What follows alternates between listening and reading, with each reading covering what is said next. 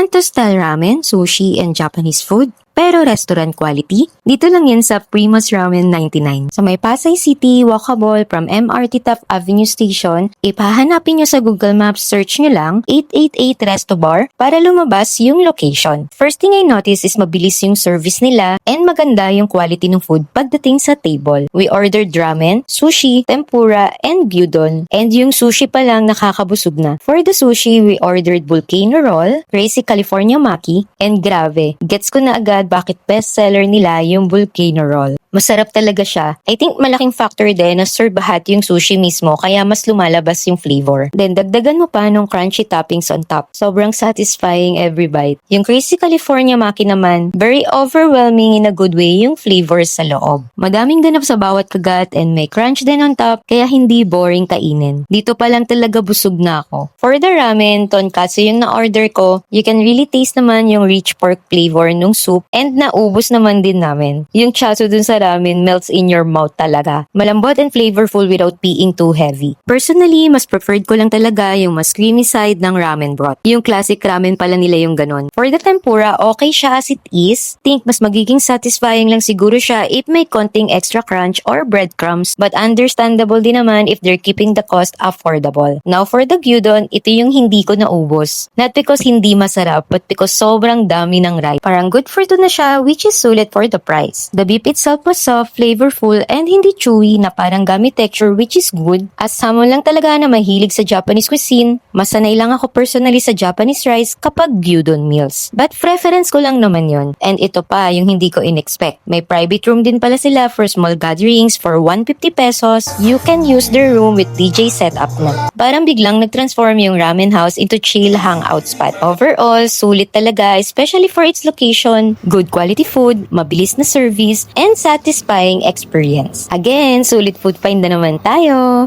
Happy foodie!